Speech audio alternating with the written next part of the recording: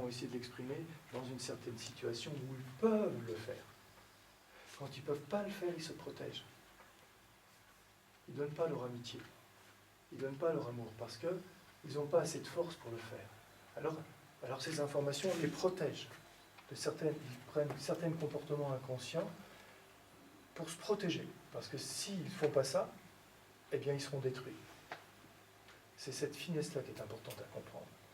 Je répète, tous les humains, tous les êtres, toutes les formes d'existence sont animés par cette même volonté. La notion d'amour, d'amitié, vous pouvez décliner grâce à votre langue française, ça en A, accent circonflexe, M, vous mettez OUR, itié, etc.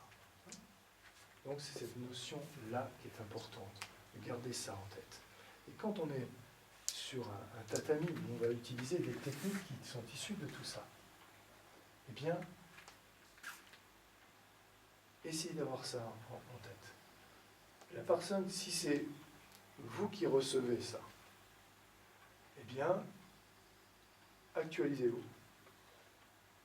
Si cette personne qui est en face de moi émet une recherche de conflit, c'est que cette personne est en déséquilibre.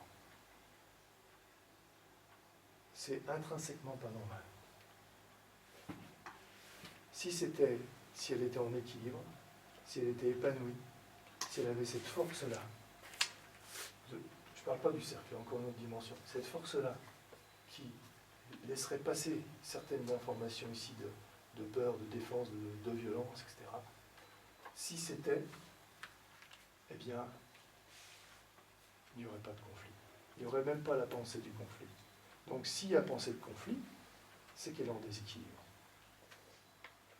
Donc je comprends comment fonctionne, déjà c'est pas que moi, je vais expliquer une situation. Je comprends donc comment fonctionnent les relations humaines. Alors il faut que je m'ajuste. Parce que soit je lui dis, pam, boum, t'as osé? Attends, je vais t'en mettre une. T'as osé me toucher, t'as osé avoir ça vers moi. Alors je vais te dominer. Et pam. Et c'est inconscient, mais c'est ce qu'on fait. Alors l'autre reçoit ça. Même si on le fait avec le sourire, parce que c'est sympa. Mais non, attention, on doit aller plus loin, réfléchir à ça. On sème des graines de violence à ce moment-là. Parce qu'on n'a pas compris comment ça fonctionne. On n'a pas compris que chaque être est animé par cette dynamique d'amour. Qu'est-ce que c'est cette dynamique d'amour?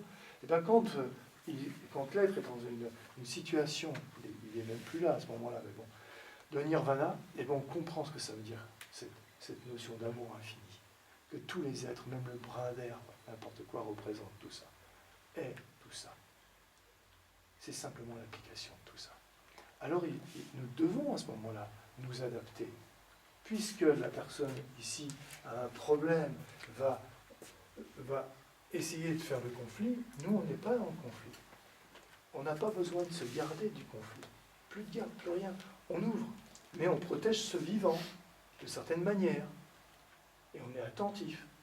Alors quand le conflit va arriver, il va s'exprimer, plus ou moins on l'aura ressenti, cette vibration, dans un des 12 déplacements, on va laisser passer ce conflit-là en disant, je vous en prie, karma dominant et manque d'amour qui sommeille en vous, en appel, je vous en prie, allez-y, passez, ça ne me concerne pas. Et là, on va essayer de donner, produire une vraie présence qui, elle, va être dans la dimension de l'amitié. Absolument nécessaire d'être à ce moment-là dans la verticalité.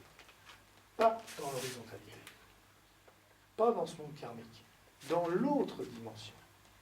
Et c'est seulement là que les mains étant souples, les jambes étant souples, on va pouvoir poser sur le partenaire des mains pleines, des mains douces, qui vont être la suite du hara, de cette force et dans cette verticalité. Alors ça aura du sens. Alors l'autre sentira que c'est vrai. Alors on se sera entraîné.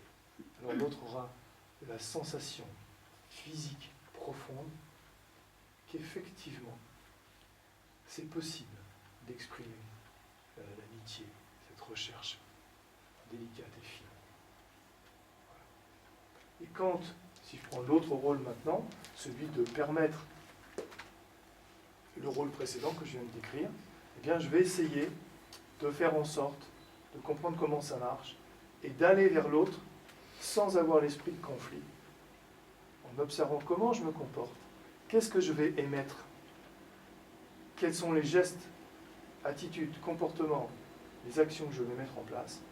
Et là, je vais utiliser des manières d'aller en relation directe, sans tricher, tout l'être qui va avancer correctement, mais en délicatesse, en présence, en disponibilité. Je vais travailler la terre, l'eau, l'air, le feu. Les 4 premiers éléments qui vont aboutir à la conscience, à l'intuition, à la sensation, pour pouvoir un jour aller vers ce que Maître Kobayashi, Maître Ueshiba a appelé son buisson avant, ou cet envahissement d'énergie qui nous ouvre celle-ci quand je parle, c'est en train de bouger. Voyez-vous, et là, on va dans le vrai sens du vivant et de la relation des êtres de notre espèce entre